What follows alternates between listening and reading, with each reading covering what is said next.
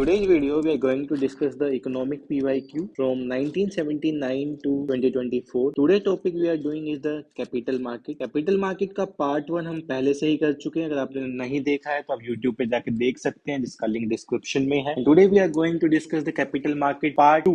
Okay, so in this series we are discussing the question from 1979 to 2024. These are the thematic questions कि topic wise दिए गए हैं. Capital market, financial market, GDP, demand and supply, inflation. आप जो भी topic पढ़ रहे हैं उसके अकॉर्डिंग आप इसको करें और क्वेश्चन को जाके अटेम्प्ट करें, ताकि आप लोग क्लियर हो पाएंगे हाँ किस टॉपिक में आपको क्या इश्यू आने वाला है. इसके साथ साथ आप इन क्वेश्चंस को अटेम्प्ट भी कर सकते हैं एडुकेमी के पोर्टल पे, जहाँ पे ये अवेलेबल है. इसका लिंक डिस्क्रिप्शन में है. एज वेल एज आप इस टॉपिक के नोट्स भी डाउनलोड कर सकते हैं फ्रॉम द गिवन लिंक, जो आपको पढ़ने में हेल्प करेंगे. हम अपना सी सेट बैच लेके आ रहे हैं, जो स्टार्ट होने वाला है 28 दिसंबर से. तो आपको अगर सी सेट में कोई प्रॉब्लम है तो आप ज्वाइन कर सकते हैं, जहाँ पे हमारा स्पेशल फोकस रहता है कि CSAT is a game of selection. कैसे टॉपिक को सिलेक्ट करना है, कैसे क्वेश्चन को सिलेक्ट करना है और कैसे पेपर को अटेम्प्ट करना है. These are we are going to focus on. And इस बैच में हम सारे के सारे PYQ सोल्व करेंगे from 2014 to 2024, so that you are comfortable with the UPSC pattern and the UPSC language. अगर आपने वीडियोस नहीं देखे how we are going to do it, आप देख सकते हैं how to crack the CSAT on the YouTube, as well as other video related to the CSAT is the game of selection. आप ये videos YouTube पे देख सकते हैं और आप जल्दी से जल्दी बैच को ज्वाइन करें. We are going to start with the 28. And one more information, ये वीकेंड बैच है, सैटरडे एंड संडे आपकी क्लासेस होंगी, जिससे आप पूरे वीक अपने जीएस पे फोकस कर सकते हैं और क्लासेस में ही आपको प्रैक्टिस करा दी जाएगी. तो आपका ये फियर फैक्टर भी खत्म हो जाएगा, घर जाके इसको प्रैक्टिस करना है. तो we are doing accordingly.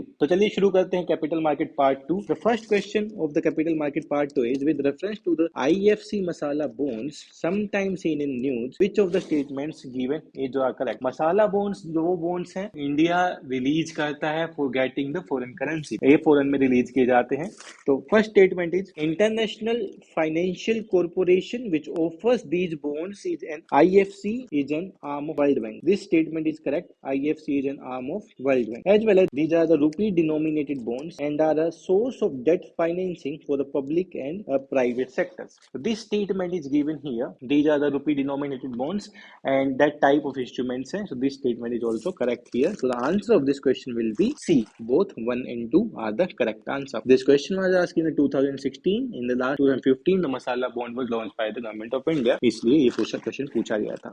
Now let's come to the question number 2. Venture capital means as the startup culture is growing in India. जैसे जैसे स्टार्ट कल्चर इंडिया में ग्रो कर रहा है, जैसे जैसे हर कंपनी अपने लिए फंडिंग जुटा रही है, वहां पे तो वेंचर कैपिटल का रोल एक बहुत इंपॉर्टेंट हो जाता है. तो वेंचर कैपिटल होते क्या है? The question asking about what is the venture capital. Venture capital is the long term startup capital provided to the new entrepreneurs. New entrepreneurs को जो स्टार्टअप में कैपिटल दिया जाता है, न्यू एंटरप्रेन्योर्स जो काम कर रहे हैं, नए नए रिसर्च वर्क पे नए नए प्रोडक्ट्स लेके आ रहे हैं, उनको जो फंडिंग दी जाती है वेंचर कैपिटल उनमें इन्वेस्ट करते हैं, that is known as a venture capital. अगर आप देखेंगे तो लास्ट वीडियो में भी हमने डिस्कस किया था, UPSC specific terms related to the capital market पूछता है. Similarly venture capital is a term related to the capital market, जो उन्होंने पहले भी पूछा है. तो ये हम पैटर्न को आइडेंटिफाई कर सकते हैं यूपीएससी क्या क्या पैटर्न पूछता है. हम अपने प्रोग्राम लॉन्च कर रहे हैं यूपीएससी प्रीलिम्स स्पॉट प्रोग्राम, जो 2025 के लिए है, जिसका सेकंड पे स्टार्ट होगा 11 जनवरी को. आप इसको ज्वाइन कर सकते हैं. ये बहुत सारे कंपोनेंट्स हैं इस पार्ट के, like practice marathon, book reading, UPSC mix test, CSAT support. Last year इस प्रोग्राम से 45% ऑफ स्टूडेंट्स ने क्वालिफाई किया, 50% of the question directly appear हुए. आप यूट्यूब पे देख सकते हैं. आप इसको ज्वाइन करते तो आप एक्यूरेसी इंक्रीज होता है, इसके साथ साथ आपको कॉन्फिडेंस भी बिल्डअप होता है. आप 90+ क्वेश्चन अटेम्प्ट करना शुरू कर देते हैं. And these all are the student feedbacks according to the program. तो आप इसको ज्वाइन कर सकते हैं. इसका सेकंड बैच शुरू होने वाला है 11 जनवरी को. नीचे दिए गए लिंक पे क्लिक करके इसको ज्वाइन कर सकते हैं. चलिए चलते हैं तीसरे क्वेश्चन पे. The third question is related to which of the following is regulated by the Forward Market Commission. Forward Market Commission सबसे पहले तो आपको पता होना चाहिए what is the Forward Market Commission है क्या और ये रेगुलेट किसको करता है. Forward Market Commission is regulating the commodities future trading. Commodity future trading को CFT बोलते हैं. Commodity future trading को ये टारगेट करते हैं स्पेसिफिकली। और जो फॉरवर्ड मार्केट कमीशन है ये चीफ रेगुलेटर है forwards and future markets in India. 2009 में ये रेगुलेट करता था 52 trillion worth of commodity trades, अब जो बहुत ज्यादा बढ़ गई है। ये हेडक्वार्टर इसका मुंबई में है और ये ओवरसीन के ministry of consumer affair government of India के अंडर कंट्रोल में आता है। नेक्स्ट क्वेश्चन पे आते हैं। Next question is like the which of the following is treated as an artificial currency. Artificial currency जो हम आईएमएफ से लोन लेते हैं in the form of special drawing right, SDR, इसको आर्टिफिशियल करेंसी बोला जाता है। अगर आप देखोगे तो एसडीआर पे 2020, 21, 22 में क्वेश्चन पूछे गए हैं। रिपीटिशन हम देख सकते हैं, 2010 में एसडीआर पे क्वेश्चन आया, 2021, 2020, 2022 एसडीआर पे हमें फिर से क्वेश्चन पूछा गया आईएमएफ के बारे में related to the SDR question पूछा गया। तो ये इंपॉर्टेंट हो जाता है कैसे यूपीएससी क्वेश्चन को रिपीट कर रही है, कैसे ऑप्शन से नए क्वेश्चन क्रिएट हो जाएगा। तो SDR special drawing rights are the part of the artificial currency. ये एक स्पेशल ड्रॉइंग राइट्स हर कंट्री के पास होते हैं कि आईएमएफ से कितना पैसा एट मोमेंट ले सकते हैं, स्पेशल ड्रॉइंग राइट्स। अगले क्वेश्चन पे आते हैं, question number 5। In the parallels of financial investment the term bear denote. अगर आप देखोगे तो स्टॉक मार्केट की जब हम बात करते हैं, the bull market and the bear market की बात करते हैं। बुल मार्केट उस मार्केट को बोलते हैं जब मार्केट स्ट्रॉन्ग होती है और अच्छा परफॉर्म कर रही होती है, एंड बियर मार्केट उसको बोलते हैं कि जब किसी भी पार्टिकुलर कमोडिटी, पार्टिकुलर स्टॉक का प्राइस नीचे जाने वाला होता है, तो बोलते हैं बुल मार्केट। तो देखते हैं ऑप्शन में, an investor who feels that the price of a particular security is going to fall. जब अगर प्राइस फॉल होने वाला है तो in that case that is known as the bear market इसको बोला जाता है। तो ये आपके लिए इंपॉर्टेंट हो जाता है। बियर मार्केट है क्या, तो answer of this question is, इस क्वेश्चन का आंसर हो जाता है ए। ओके, चलिए नेक्स्ट क्वेश्चन पे आते हैं। Next question, which of the following pair is not correctly matched. कौन से पेयर सही से मैच नहीं है। These are about the Sensex index of the different country. Japan का निकी ही है। We are coming to the next one. अगर देखते हैं जापान का इंडेक्स निकी ही है। सिंगापुर का शो कॉम्प नहीं है, सिंगापुर का second is not the SHCOMP. Third UK FTS is right, USA is NASDAQ is right. SHCOMP है that is Shanghai, not of the Singapore, ये शंघाई का है, सिंगापुर का नहीं है। सिंगापुर का साइमेक्स है, सिंगापुर इंडेक्स इज साइमेक्स। जो यूएसए का है वो नैस्डैक है। तो आपको इनके बारे में पता होना चाहिए। ये यूपीएससी कभी भी इस तरीके के क्वेश्चन पूछ सकता है, लाइक 2023 में पूछा कि किस कंट्री के पास खुद का जीपीएस नहीं है, नेविगेशन सिस्टम नहीं है, या किस कंट्री के पास खुद के नेविगेशन सिस्टम है। तो वहां पे ऑप्शंस दिए गए थे। Similarly, they can also ask about the different indexes of the different country related to the share market। तो आपको ये याद होना चाहिए। नेक्स्ट पे आते हैं क्वेश्चन नंबर 7। अगर आपको याद है इन द लास्ट वीडियो हमने डिस्कस किया था पार्टिसिपेटरी नोट्स। वो नोट्स होते हैं जहाँ कोई भी फॉरेन इन्वेस्टर्स विदाउट रजिस्ट्रेशन के, without registration, without giving its identity want to invest into the share market, तो पार्टिसिपेटरी नोट्स के थ्रू इन्वेस्ट करता है। और इन तरीके के इन्वेस्टर्स को कहा जाता है फॉरेन इंस्टीट्यूशनल इन्वेस्टर। तो आप देख सकते हैं क्वेश्चन 2007 में पूछा गया और इसको रिपीट किया गया 2019-20 में। तो हाउ दे आर रिपीटिंग, किस तरीके से यूपीएससी क्वेश्चन को रिपीट कर रही है, बहुत इंपॉर्टेंट हो जाता है किस तरीके से यूपीएससी रिपीट कर रही है क्वेश्चन को, ये बहुत ज्यादा जरूरी हो जाता है। तो चलिए नेक्स्ट क्वेश्चन पे आते हैं, question number 8। Question number 8 is about which of the following statements is correct. कौन कौन सा स्टेटमेंट करेक्ट है। Number 1 is saying Sensex based on the 50 of the most important stocks available on the Bombay stock exchange. Second statement, for calculating the Sensex all the stocks are assigned proportional weightage. Third statement is saying New York Stock Exchange is the oldest stock exchange in the world.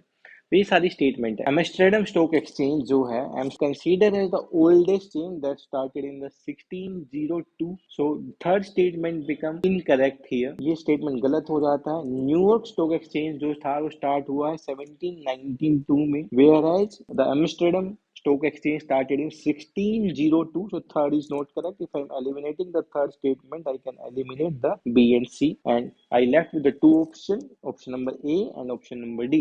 Option number A is correct here because second statement is correct. For calculating the Sensex, all the stocks are assigned for the proportional weightage के लिए assign किए जाते हैं। So the answer of this question will be A.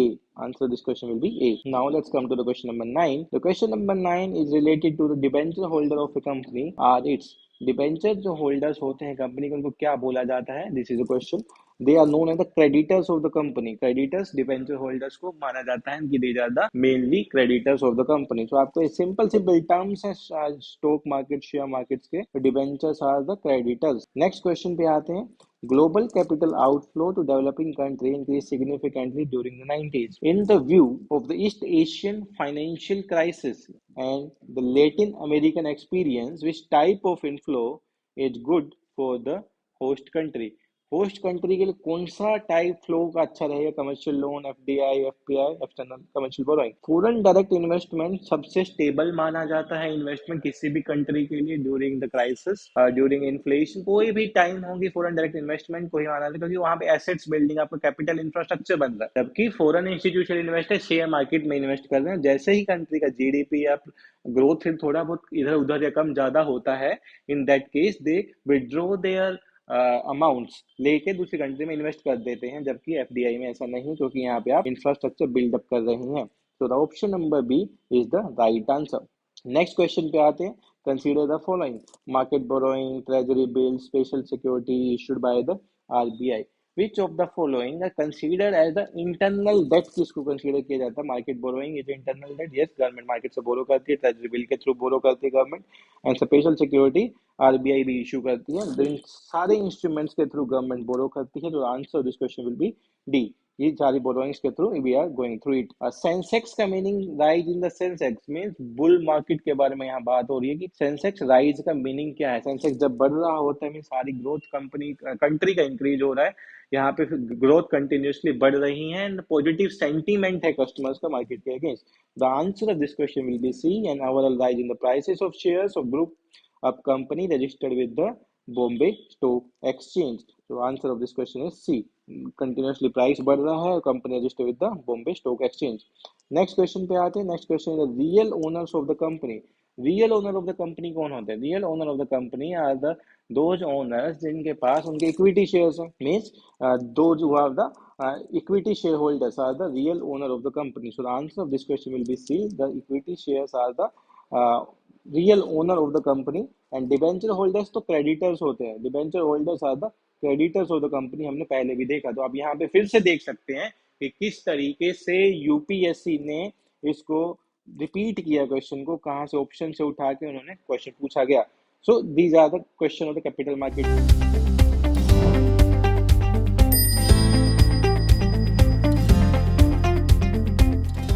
Mentor tip जो हमने last में discuss किया, आपको terms related to capital markets पता होना चाहिए, जितने भी टर्म्स हैं। शेयर मार्केट रिलेटेड टर्म्स आपको सारे पता होना चाहिए कि शेयर मार्केट रिलेटेड क्या क्या टर्म्स यूज हो रहे हैं, वो आपको आइडिया रहना चाहिए स्पेसिफिकली क्या क्या चीजें हो सकती हैं। You should focus on the current affairs पे, आपको फोकस करना है क्या क्या स्कीम्स लेके आई है, क्या क्या रूल्स रेगुलेशन आए हैं, सेबी के बारे में आपको पता होना चाहिए। इसके साथ साथ you should focus on all the kind of the terms like the interest rate का क्या इम्पैक्ट होता है, फेडरल रिजर्व इंटरेस्ट रेट कम करता है तो क्या होगा, बुल मार्केट में क्या क्या होता है, बियर मार्केट में क्या क्या होता है, alpha terms, beta terms, debentures, share holders, creditors क्या क्या होते हैं, वेंचर कैपिटल्स क्या होते हैं, इन सब के बारे में आपको इन्फॉर्मेशन होनी चाहिए। तो this is about capital market 2। आप हमारा प्रीलिम सपोर्ट प्रोग्राम ज्वाइन कर सकते हैं। अगर आप सीसेट में वीक है तो ज्वाइन द सीसेट बैच जो स्टार्ट होने वाला 28 दिसंबर से। ये एक वीकेंड बैच होने वाला है और इस सब के डिस्क्रिप्शन में लिंक है, आप जाके इन सारी चीजों को एक्सेस कर सकते हैं, क्वेश्चन को अटेम्प्ट कर सकते हो, नोट्स को डाउनलोड कर सकते हैं। हम जाके मिलेंगे नई वीडियो में। Thank you.